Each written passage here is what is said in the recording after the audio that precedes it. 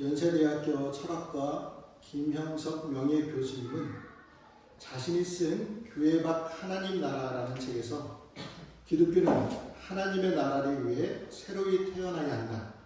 그러기 위해서는 교회가 예수님의 가르침을 믿고 따르는 일꾼들을 키워 사회로 내보내야 하며 우리 그리스도인들은 하나님 나라의 건설을 위해 희생적인 사랑의 사명을 감당해야 한다라고 말하였습니다. 이처럼 그리스도인은 예수 그리스도를 따르는 사람으로서 개인의 믿음에 머무르지 않고 세상 속에서 빛과 소금으로 살아가야 합니다. 그래서 1세기 그리스도인들은 로마 제국에서 소외된 가난하고 굶주린 사람들을 돌보아 주었습니다. 한국 선교 초기에는 선교사들은 가난한 자와 병자, 고아들을 돌봤고 여성의 교육과 권리 증진을 위해 실제적인 사역을 펼쳤습니다. 하나님의 나라는 말에 있지 않고 오직 능력에 있다는 말씀처럼 말뿐인 나라가 아니라 이 땅에서 구체적으로 실현되어 왔습니다. 그로 인해 오늘 말씀에서 우리에게 예수 그리스도를 따르는 삶으로 하나님의 나라를 드러내는 통로가 되어야 함을 가르쳐주고 있습니다. 사도 누가는 예수님께서 이 세상에 오신 목적은 이사야의 말씀을 성취하기 위해서 오셨다고 증거하고 있습니다. 바로 가난한 자에게 복음을 전하며 포로된 자에게 자유를 주며 눈먼 자를 다시 보게 하고 눌린 자를 자유롭게 하며 모든 사람에게 하나님의 은혜를 누리는 시대를 전파하기 위해 오셨습니다. 그래서 예수님은 사람들에게 하나님의 나라를 전파하고 병든 사람들을 고치기 위해 제자들을 파송하셨습니다. 제자들은 예수님의 뜻대로 하나님의 나라의 복음을 전하며 사람들의 진정을 고쳐야 했습니다.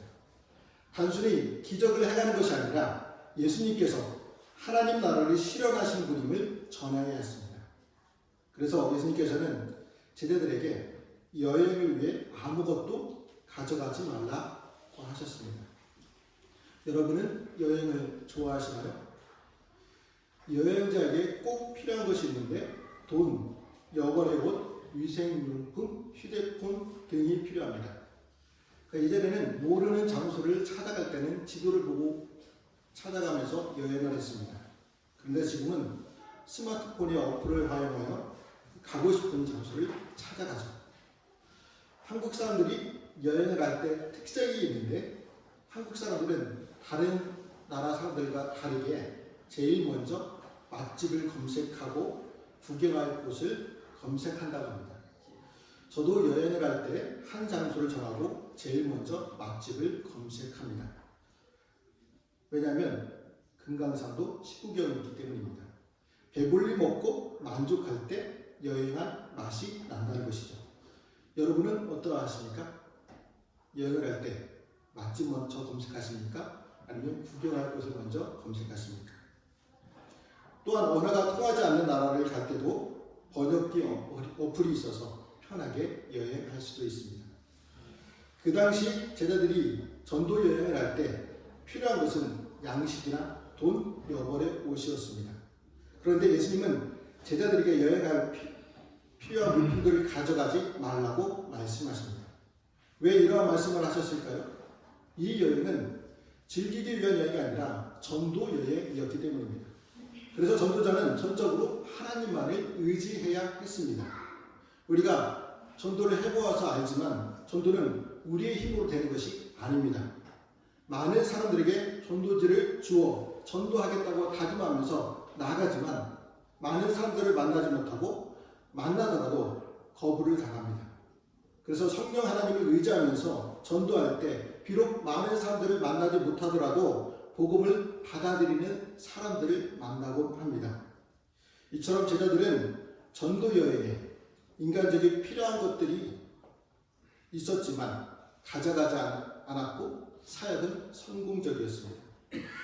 선교 보고에서 제자들은 전도 여행에서 부족한 것은 아무것도 없었다고 고백하였습니다. 우리는 이 땅에서 하나님 나라의 일을 하는 데 있어서 하나님이 주시는 능력보다 인간적인 것들을 앞세우지 말아야 합니다. 오직 하나님만을 의지하며 하나님이 주시는 능력으로 하나님의 나라를 세워가야 합니다. 오늘날 우리는 세상을 향해 하나님의 나라가 무엇인지를 보여주어야 합니다. 죄로 인해 포로된 자에게 자유를, 죄악으로 눈먼 자를 다시 보게 하며 죄의 짐으로 눌린 자를 자유하게 하며 모든 사람에게 하나님의 은혜를 누리게 해야 합니다. 파송받았던 제자들이 사역을 마치고 돌아와 경험한 모든 것을 예수님께 보고하였습니다. 전도하고 돌아온 제자들이 얼마나 지치고 피곤하였을까요? 예수님은 사역으로 지친 제자들에게 휴식을 주기 위해서 벳세다 지역으로 가셨습니다. 그런데 사람들이 예수님과 제자들을 알아보고 따라왔습니다. 얼마나 많은 사람들이 따라왔던지 남자만 5,000명이 되었습니다. 저는 이 모습을 보고 부러웠습니다. 예수님에 대한 소문, 그리고 제자들의 전도 사역을 통해 남자만 5,000명이 되는 사람들이 밀려왔다는 것에 부러웠습니다. 아마도 벳세다 빈들에 모인 남녀노소 숫자를 다 합치면 7,000명이나 8,000명이 되지 않았을까요? 말씀을 준비하면서 우리 교회도 5,000명 이상 모인 교회가 되었으면 좋겠다는 생각을 해보았습니다. 물론 숫자가 중요한 것이 아니지만 우리 교회가 교회다운 교회로 소문이 나면 하나님이 보내주신 영혼들이 분명히 있습니다. 우리 교회가 많은 성도들이 모여 예배를 드리고 맡겨진 사명을 더 풍성히 감당할 수 있도록 관심과 기도해 주시기 바랍니다. 제자들은 전도 사역으로 많이 지친 상태에 있었지만 빈들까지 찾아온 무리를 예수님은 불쾌감을 보이지 않으시고 따뜻한 태도로 맞아주셨습니다. 예수님은 제자들에게만 하나님의 나라를 전하고 병든 자를 고치라고 하지 않으셨습니다. 예수님께서는 언제나 손수 사람들에게 하나님의 나라를 전하고 병든 자를 고쳐주셨습니다. 예수님의 가르침의 핵심 주제는 하나님의 나라였습니다. 하나님의 나라는 단순히 미래의 나라가 아니라 예수님 안에서 구체화되어 사람들 가운데 있는 나라입니다. 현재 우리가 예수님과 함께 있는 곳이 하나님의 나라입니다. 교회, 가정, 직장, 사업장 그리고 우리의 삶의 자리가 하나님의 나라입니다. 아직 하나님의 나라가 완성되지 않았지만 예수님이 영광 가운데 다시 오실 때 하나님의 나라가 완성됩니다. 예수님이 다시 오시면 더 이상 하나님의 나라를 기다릴 필요가 없습니다. 하나님의 나라는 예수님을 믿는 성도들 마음속에서 이미 시작되고 있습니다. 하나님의 나라가 약 2000년 전 이스라엘에 임하였듯이 오늘날 우리 가운데도 현재 존재하고 있음을 믿어야 합니다. 예수님께서 하나님의 나라를 가르치시고 병든 자를 고치시고 있었을 때 날이 저물어 갔습니다. 그때 제자들은 사람들을 돌려보내자고 예수님께 제안하였습니다. 왜냐하면 지금 자신들이 또한 사람들이 있는 곳은 빈들이고 음식을 구할 수가 없어서 많은 사람들을 먹일 방법이 없었기 때문입니다. 예수님과 일행은 벳세다라는 인근 도시 근처에 있었습니다. 그러니까 사람들은 멀지 않는 벳세다에 가면 충분히 먹을 것을 구할 수 있었습니다. 심지어 벳세다는 사냥꾼의 집이라는 의미를 지닌 곳이기에 먹을 것을 충분히 구할 수 있었습니다. 이러한 상황을 볼 때 제자들의 의견은 매우 합리적이고 타당하였습니다. 그러나 예수님께서는 그렇게 하기를 원하지 않으셨습니다. 사람들을 돌려보내자는 제자들에게 예수님이 하신 말씀은 무엇이었습니까? 13절에 있는 말씀을 같이 읽어보겠습니다. 예수께서 이르시되 너희가 먹을 것을 주라 하시니 여짜오되 우리에게 떡 5개와 물고기 2마리밖에 없으니 이 모든 사람을 위하여 먹을 것을 사지 아니하고서는 할 수 없사옵나이다 하니. 예수님은 제자들에게 너희가 먹을 것을 주라 말씀하셨습니다. 그러니까 예수님의 말씀은 합리적이고 타당하지도 않았습니다. 왜냐하면 제자들은 가난하고 찾아온 사람들은 너무 많았기 때문입니다. 제자들은 전도 여행에서 돌아온 지 별로 되지 않았기에 가진 것이 아무것도 없었습니다. 전도 여행을 위해 두벌 옷도 양식도 가지지 않았습니다. 가난한 제자들에게는 남자만 해도 5,000명이나 되는 사람들을 먹일 양식이 없었습니다. 제자들도 주님을 따르는 여인들의 도움으로 겨우 먹는 문제를 해결할 정도였습니다.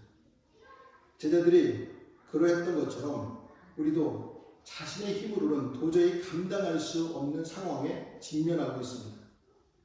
재정적으로 너무 취약한 상황에 있을 수도 있습니다. 가족들이 불화를 겪고 있을 수도 있습니다. 불행이 끊임없이 닥칠 수도 있습니다.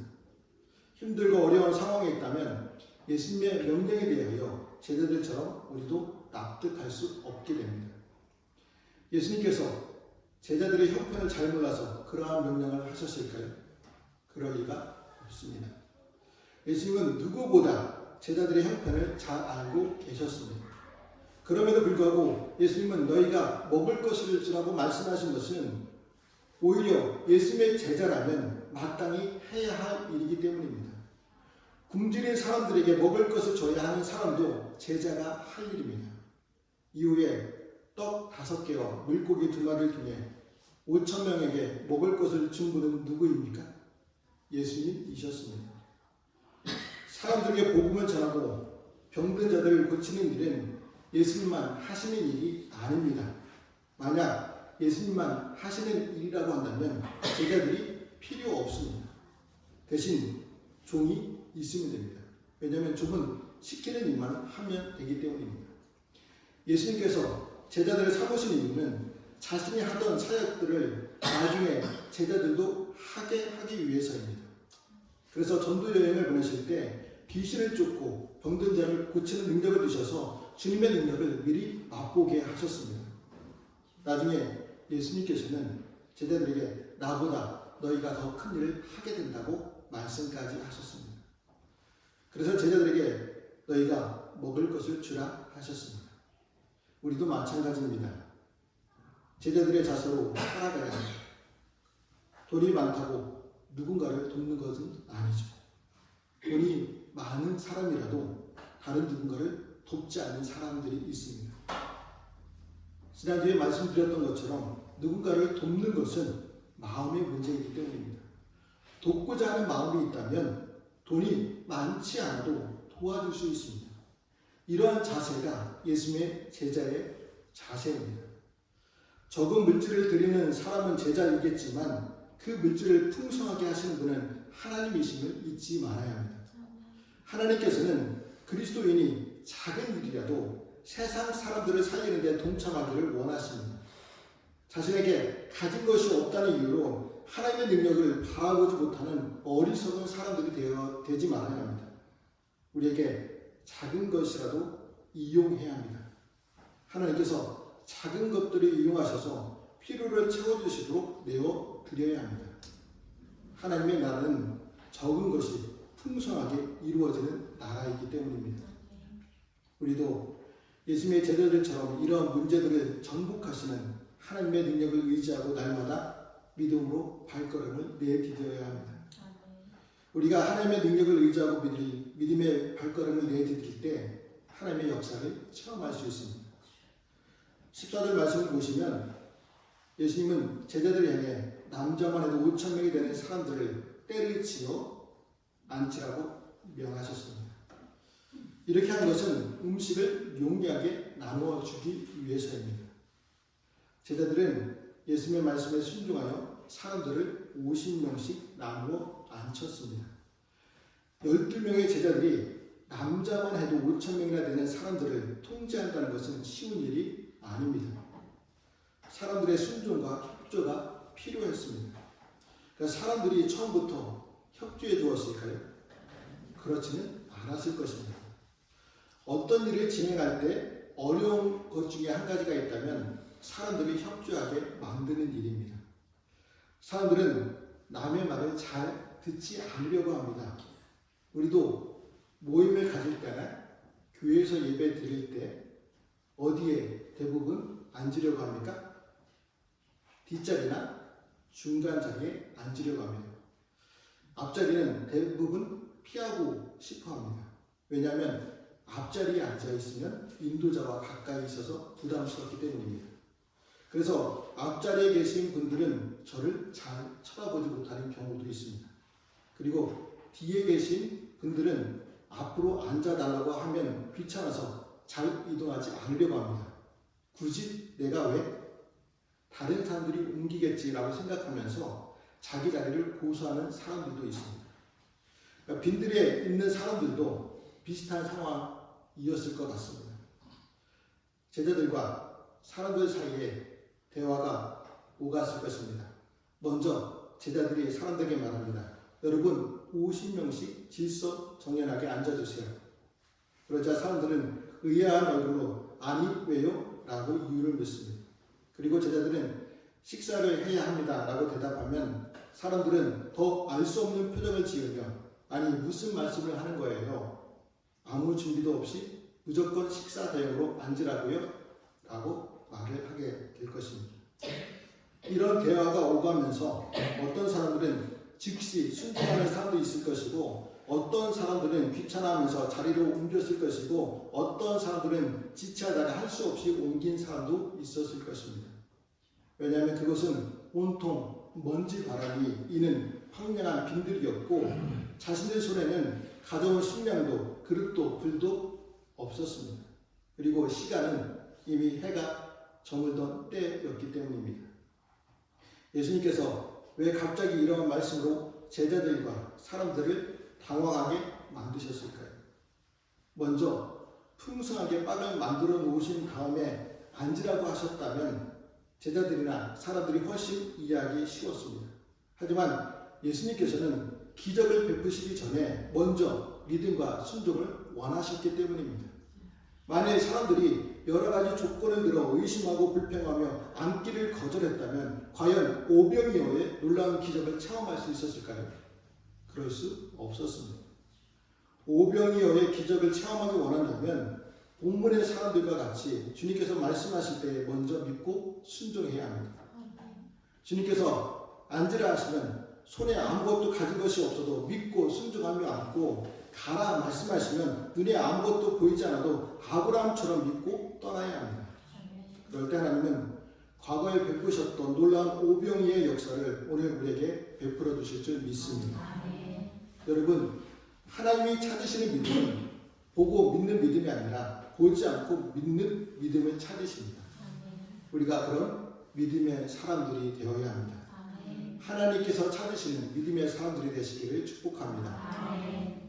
우리가 믿음의 사람들이 될 때 예수님께서 어떤 분이신지 분명히 알 수 있습니다. 우리 16절에 있는 말씀도 같이 읽어보겠습니다. 예수께서 떡 5개와 물고기 2마리를 가지사 하늘을 우러러 축사하시고 떼어 제자들에게 주어 우리에게 나누어 주게 하시니. 예수님께서 놀라운 사역들을 하실 때 유대 나라를 다스렸던 본봉왕 헤롯은 예수님의 정체에 대하여 궁금하였습니다. 예수님이 어떤 분이신지 알고 싶었습니다. 이에 대해 본문 7절과 8절에서 어떤 사람은 세례 요한이 죽은 자 가운데서 살아났다 하고 어떤 사람은 엘리야가 나타났다고 하고 어떤 사람은 옛 선지자 한 사람이 살아났다고 하였습니다. 나중에 베드로는 하나님의 그리스도라고 신앙 고백하며 예수님의 정체성을 드러내었습니다. 그러나 예수님은 오병이어의 사건을 통해 자신이 누군지를 증명하셨습니다. 예수님께서 자신이 정체성을 드러내기 위해 음식을 이용한 것은 모든 나라 사람들에게 반드시 필요한 것이기 때문입니다. 음식은 사람들에게 없어서는 안 될 중요한 것입니다. 음식을 먹지 못하면 병들거나 굶주림으로 죽을 수 있습니다. 그래서 모든 나라 사람들이 빵과 음식을 먹는 것을 중요하게 여기고 기쁨으로 여깁니다. 우리도 행복할 때가 있다면 맛있는 음식을 먹을 때입니다. 음식은 사람들에게 묘한 매력을 줍니다. 음식이 있는 곳에 사람들이 모이고 음식을 통해 사람들이 웃고 즐거워할 수 있습니다. 그리고 음식을 나눌 때 기쁨은 배가 됩니다. 그래서 예수님은 사람들이 가장 필요로 하는 음식을 통해 하나님의 사랑과 능력을 보여주셨습니다. 또한 예수님께서 생명의 떡으로서 사람들의 필요를 완벽하게 채워주시는 분임을 보여주셨습니다.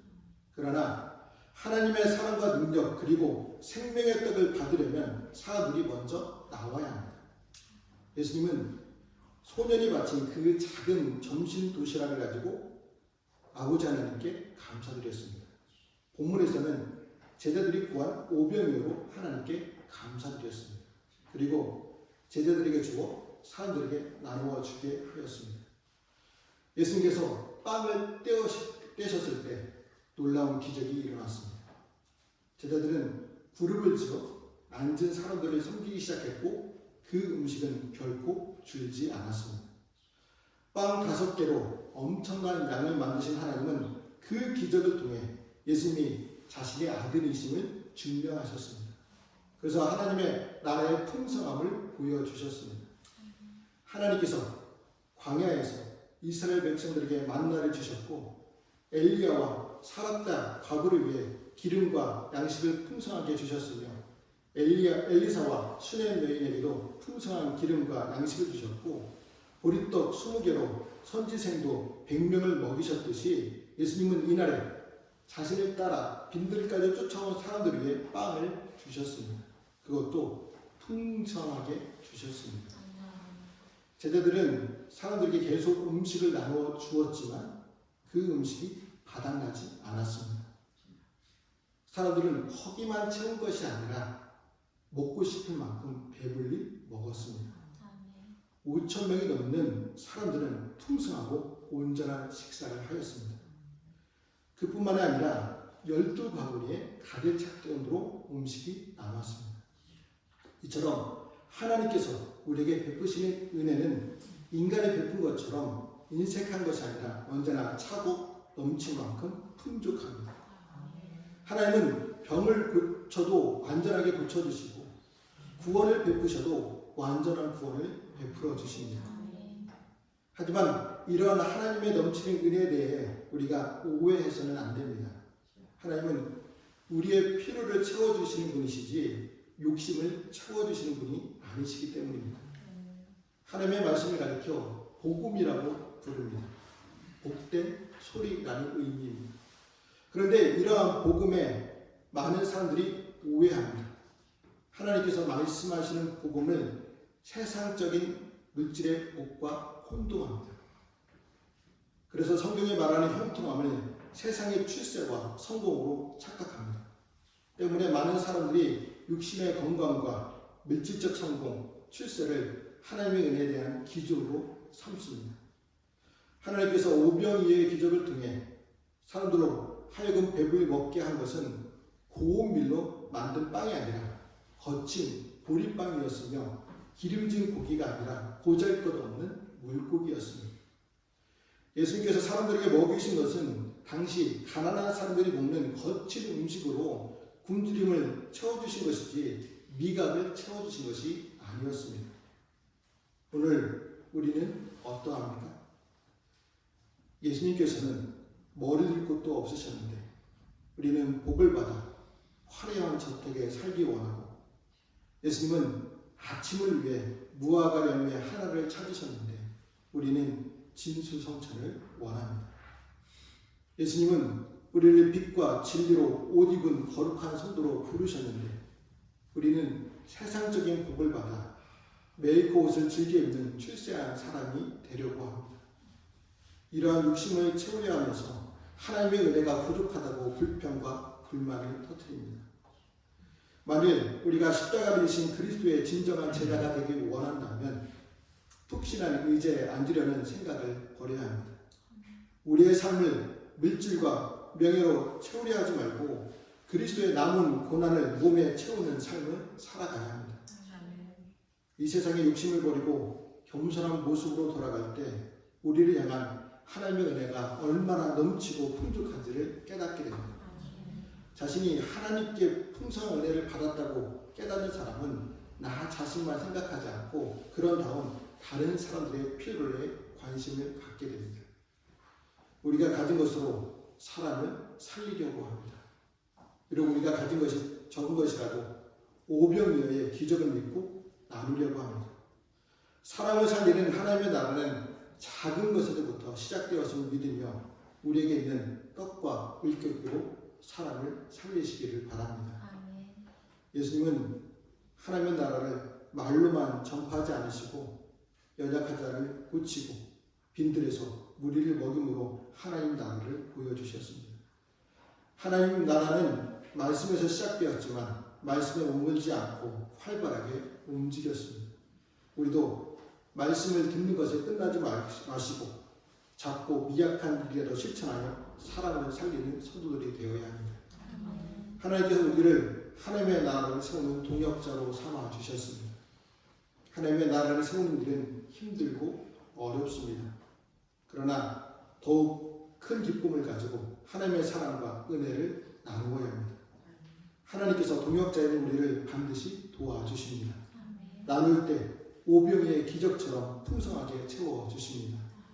이 사실을 믿고 우리의 섬김과 헌신을 통해 사람을 살리는 저와 성도들이 되시기를 주님의 이름으로 말씀을 드립니다. 기도하시겠습니다.